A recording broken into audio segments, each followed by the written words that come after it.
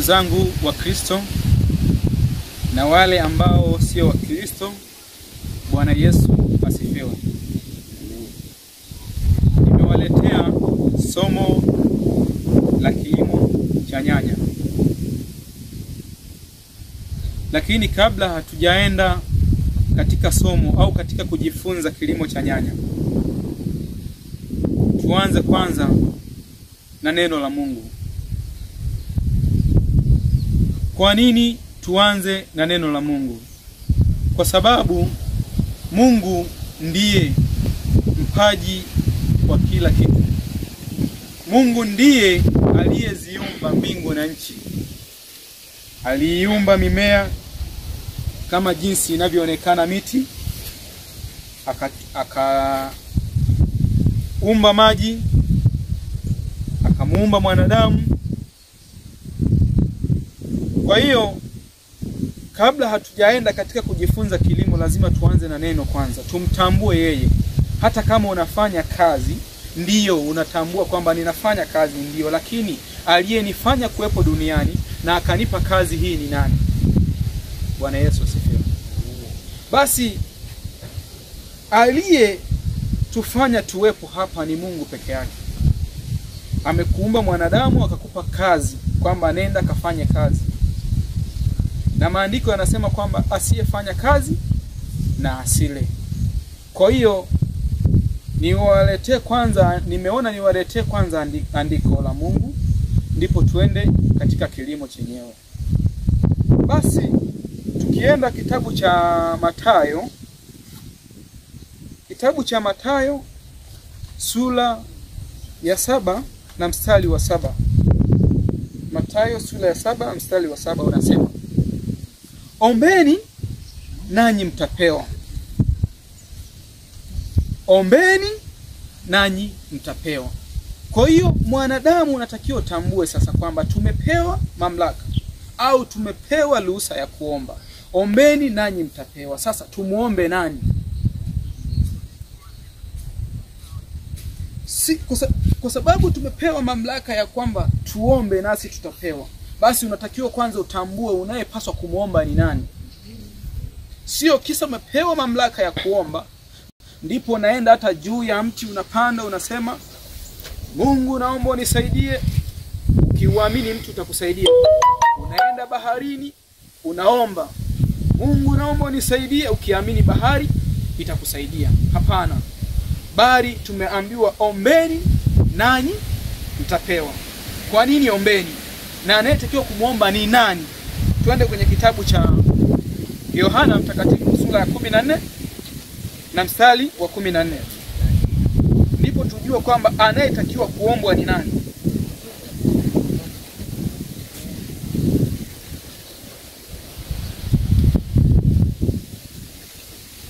Yohana Mtakatifu sura ya 14 na mstari wa 14 unasema,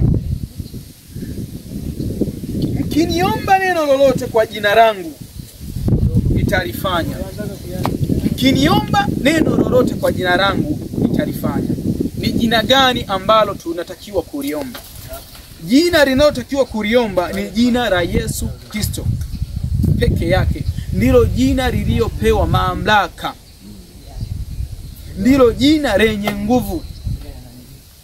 Na ndio maana ukisoma mstari unasema hivi, mkiniomba. Ni Yesu Kristo alikuwa akiwaambia wanafunzi wake wakati umefika wakati wa kupaa kwenda mbinguni. Ndipo akawaambia wanafunzi wake kwamba mkiomba, andiko linasema mstari wa 10 linasema hivi. Linasema,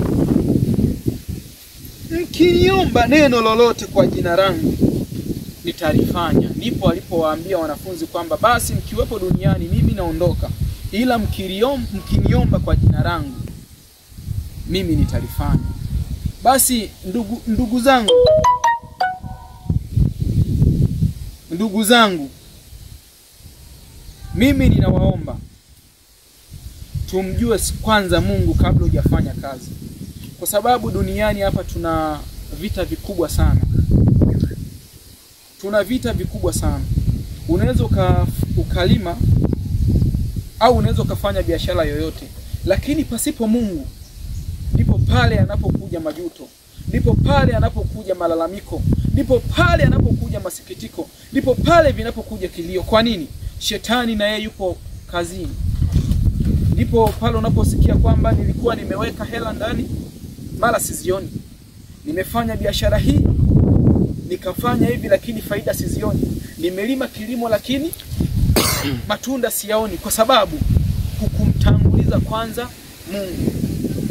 Lakini ukitambua kuwa Mungu ndiye anayelinda, na ndio maana maandiko yanasema kwamba ombeni nanyi mtapewa. Kwa hiyo tumepewa mamlaka ya kumuomba Mungu ili atusaidie. Kwa hiyo unapoanza kazi hiyo ya aina yoyote, unatakiwa uanze na Mungu kwanza. Umuombe Mungu kwanza ili akusaidie. Ombea kazi yako. Mathayo sura ya 7 mstari wa 10 na mstari wa 7, Mathayo sura ya 7 mstari ule wa 8 unasema, mstari wa 7 unasema, ombeni nanyi mtapewa, tafuteni nanyi mtaona, bisheni nanyi mtafunguliwa. Kwa maana kila aombaye hupokea, naye atafutaye huona, naye abishaye hufunguliwa. Maandiko ya Mungu, sijaandika mwenyewe, ni maandiko ya Mungu. Kila atafutaye atapata. Kwa hiyo unapoanza kazi kwa kumtanguliza Mungu. Kwa hiyo unapoanza kazi, maandiko yanasema kwamba kila atafutaye, tafuteni nanyi mtapata. Kwa hiyo kwenye kutafuta sasa ndiko tunalima nyanya. Tunalima ili tupate, kwa sababu tumeambiwa tutafute. Sasa unatakiwa uanze kutafuta, ndipo unalima kilimo cha nyanya kama jinsi unavyoona hivi. Hapa nipo natafuta, ninayafuata maandiko yanavyosema kwamba tafuteni nanyi mtapata. Na mimi ndipo nafanyaje? Ninatafuta ili nifanyaje? Ili nipate, kwa sababu ni maandiko yaliyonielekeza. Kwa sababu nisipotafuta nitaanza kulalamika. Kwa hiyo tunapoambiwa tafuteni nanyi mtapata, na maana nipo katika process za kutafuta huku nikimuomba, kwa sababu andiko la kwanza linasema ombeni.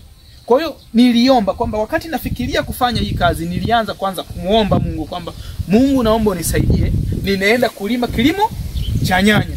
Baadaye sasa nipo katika kazi ya kufanyaje? Ya kutafuta. Baadaye tukaambiwa kwamba bisheni nanyi mtafunguliwa. Kwa hiyo wakati nipo katika kutafuta, ndipo pale nitakapo kwamba mazao nitakapoona sasa yameenda katika hatua ya kwenda kuiva, ndipo nitamgongea tena mlango Mungu, nitamwambia Mungu, tayari nimeivisha, matunda nimepata, nifanyeje sasa? Mungu ndipo atakaposhusha neema yake, ataleta wanunuzi kwa ajili ya kufanyaje? Kwa ajili ya kufanikisha kazi yangu. Kwa hiyo mimi ndugu mnaotaka ndugu, na washauri ndugu zangu, hebu tufanyeni kazi kwa kumtanguliza Mungu. Tufanyeni kazi kwa kumtanguliza Mungu. Unapofanya kazi yoyote, jitahidi sana kumtanguliza Mungu, kwa sababu Mungu ndio anayetoa kila kitu.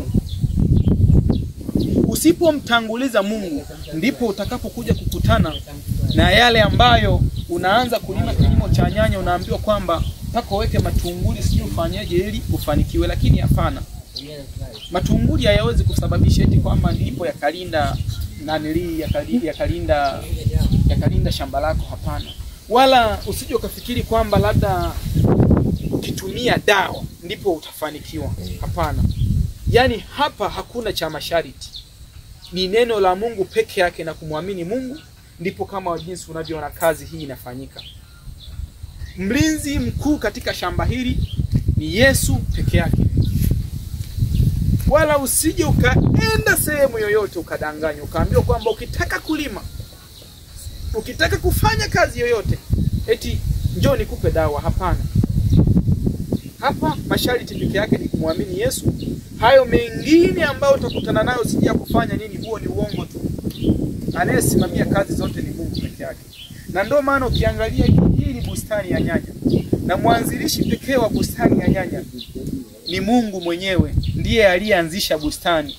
Na unajua ni namna gani aliipenda bustani. Kwa hiyo bustani ndio maana ukienda, ndio maana unakuja unasikia kwa wale ambao hawana imani, unasikia bustani zina masharti mengi. Mara sijui usipoweka makonokono shambani, nyanya zitaungua. Hapana. Yesu peke yake ndio anayesimamia. Kwa hiyo unatakiwa uwe na imani moja, hayo mengine hutoyaona. Kuwa na imani peke yake ya kumwamini Mungu.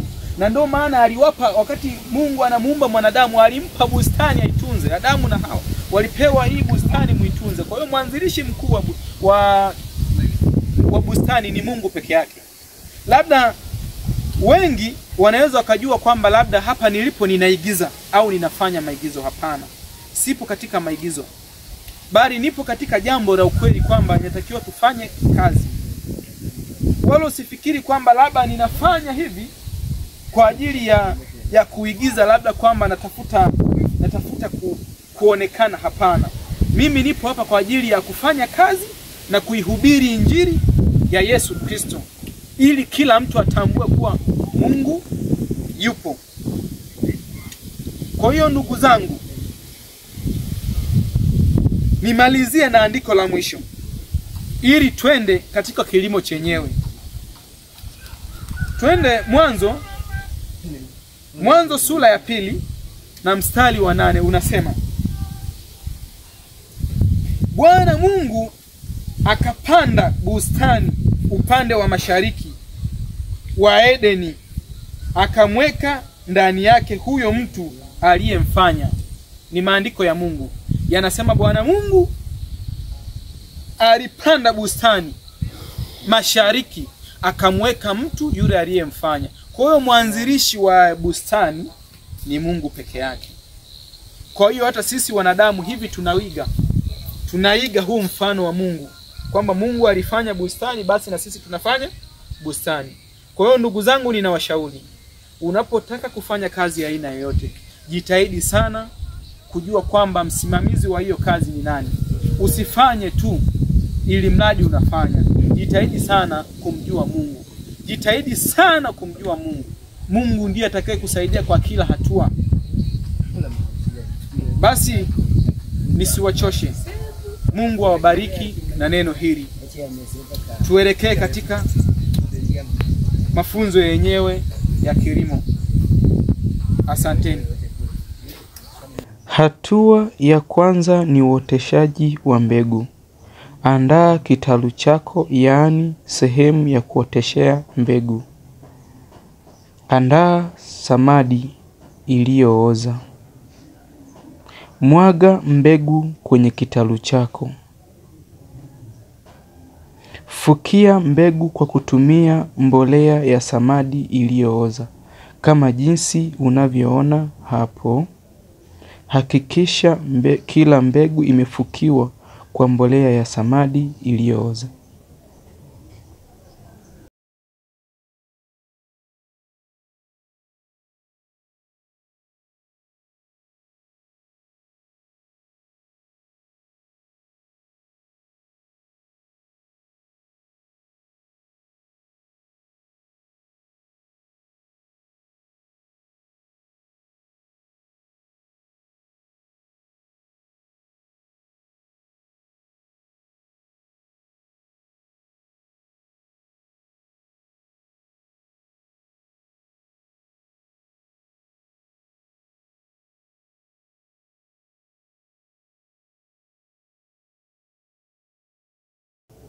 Baada ya kufukia mbegu, funika nyasi, mwaga maji kama jinsi unavyoona hapo. Baada ya kumwaga maji, chukua neti, funika kama jinsi unavyoona hapo. Hakikisha umefunika kwa uzuri, lisiwepo tundu hata moja la kuweza kupitisha mdudu wa aina yeyote. Baada ya kumwaga mbegu, hesabu hiyo ndiyo siku ya kwanza ya uoteshaji wa mbegu. Anza kumwagilia maji kila siku. Ukishamaliza uandaaji wa mbegu, anza kuandaa shamba kwa kuchimba mashimo kwa ajili ya upandaji wa mbegu kama jinsi unavyoona hapo. Hapa ninaandaa mashimo kwa ajili ya upandaji wa mbegu.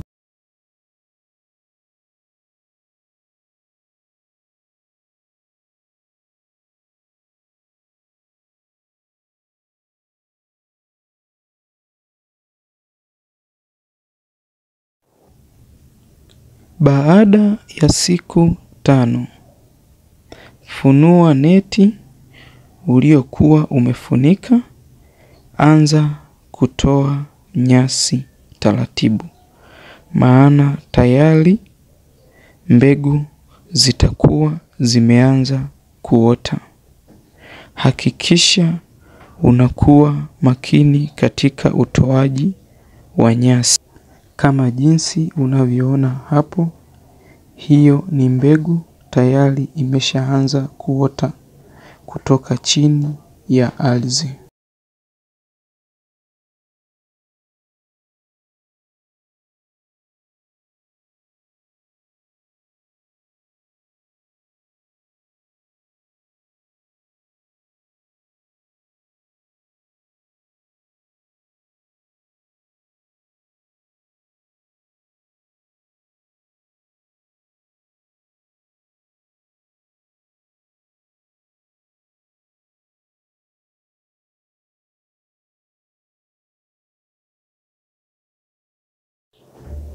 Baada ya kutoa nyasi, funika tena na neti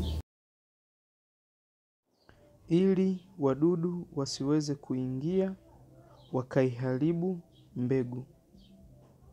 Funika kwa uzuri kama jinsi unavyoona hapo.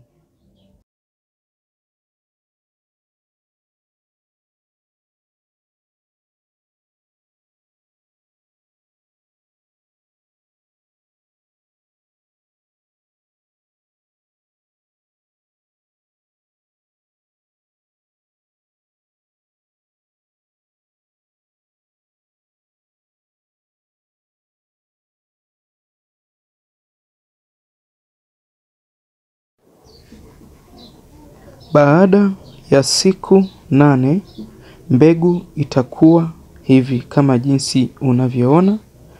Endelea kuhesabu hadi siku 21 kwa ajili ya kupanda. Endelea kuandaa shamba huku ukisubiri mbegu zikue. Anza kupeleka mbolea ya samadi kwenye mashimo kama jinsi unavyoona mimi hapa. Hii ni mbolea ya samadi, ninaipeleka kwenye mashimo ambayo nilikuwa ninayaandaa.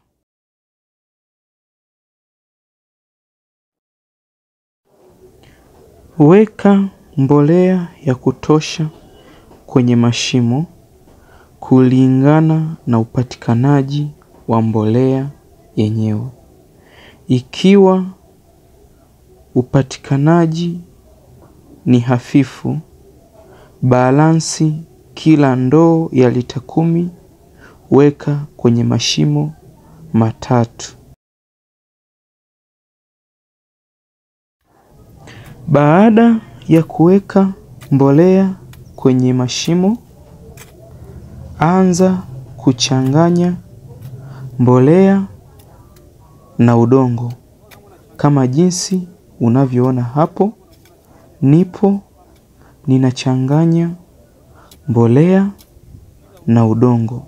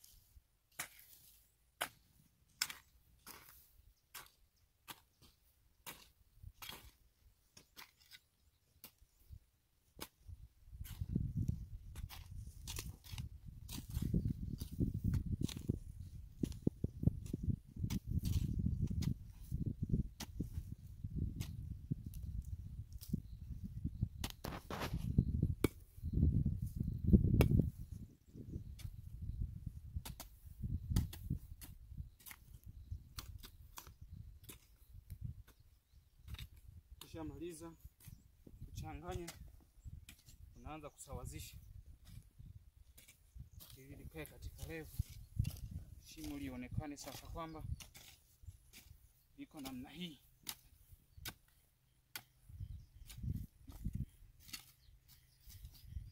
Unaona shimo linakaa kwenye usawa. Hata kama ukimwagia maji yanaweza kuenea sehemu yote.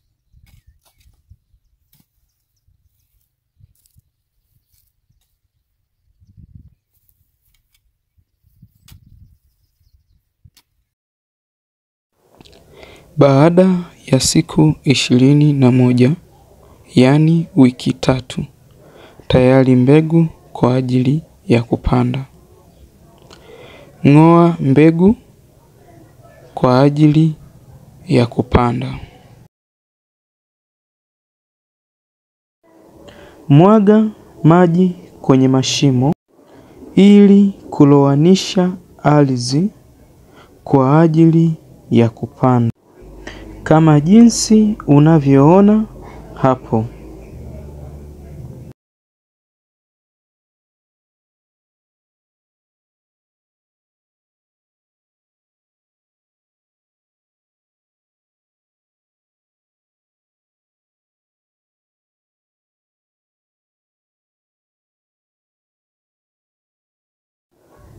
Baada ya kulowanisha ardhi, anza kupanda mbegu kama jinsi unavyoona hapo.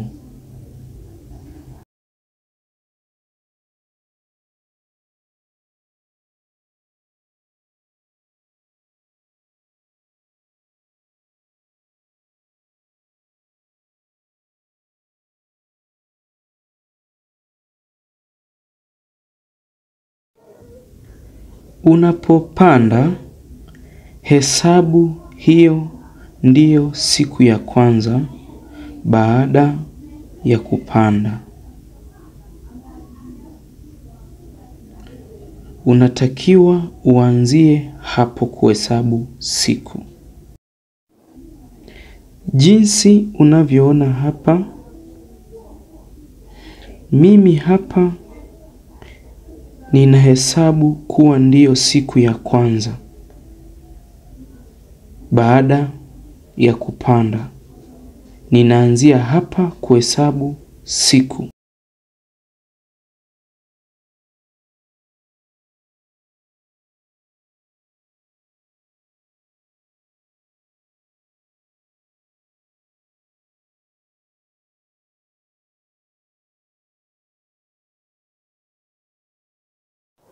Baada ya kumaliza kupanda, anza kuandaa fito, yaani miti, kwa ajili ya usimamishiaji wa nyanya.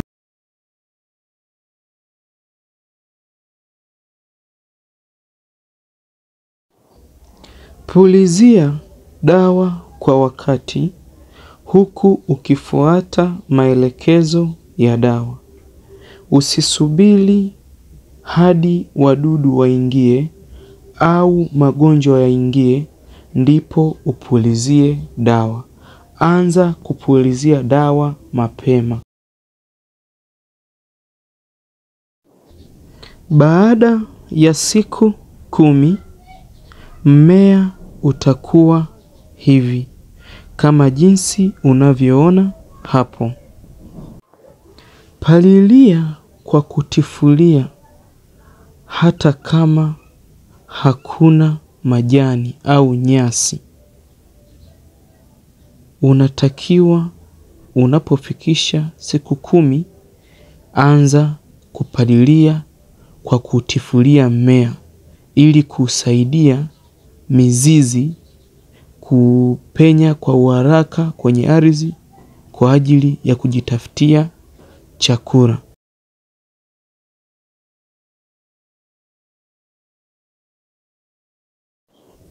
Baada ya siku 14, yaani wiki 2, weka mbolea ya dukani kama jinsi unavyoona hapo mimi ninaweka mbolea, nachomea mbolea ili kuufanya mmea ukue kwa haraka.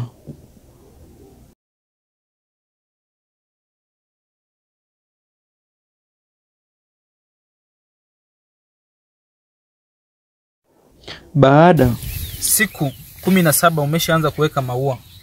Kwa hiyo ukiboresha hapa maua yameshaanza. Kwa hiyo mtu ukiboresha mche ukaupiga mbolea vizuri kama jinsi unavyotakiwa, ndani ya siku 17 mmea unaanza kuweka maua baada ya kupandwa. Hapo ukiona hata huu hapo na maua, huu na maua, huu hapo umeanza kuweka maua hapa. Kwa hiyo na huu hapo na maua. Kwa hiyo ni kama jinsi unavyoona sasa hivyo.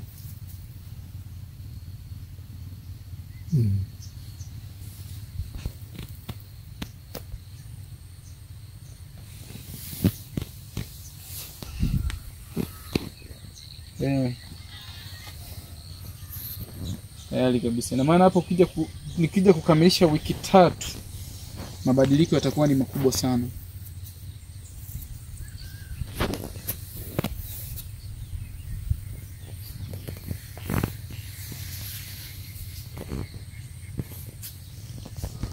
Baada ya siku 28, palilia kwa kutifulia udongo kwenye nyanya, hata kama hakuna nyasi.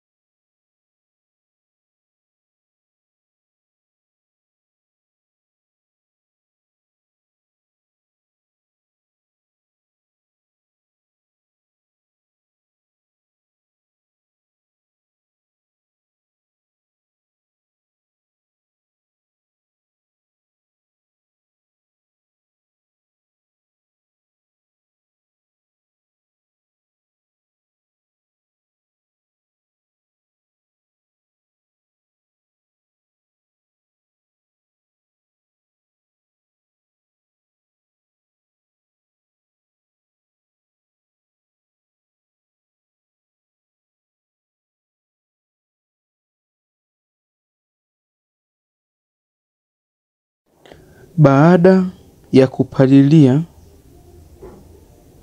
weka mbolea, yaani chomea mbolea ya madukani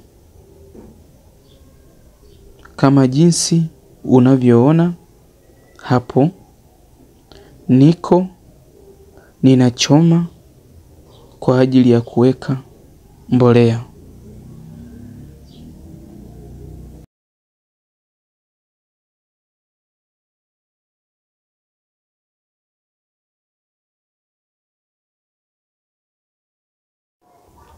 Baada ya kuweka mbolea, subiri tena siku ya 42, yaani wiki 2 tena, ili kutifulia na kuweka mbolea. Pulizia dawa kwa wakati kwa kufuata maelekezo ya dawa ili kuzuia wadudu na magonjwa katika mmea.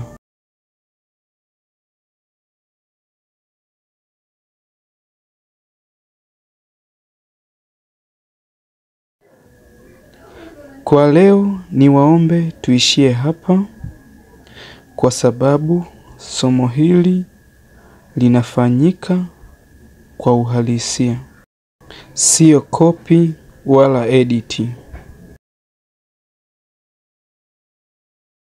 Mwendelezo wa somo hili ambao utakufikia hivi karibuni. Tukutane kipindi kijacho. Kwaherini.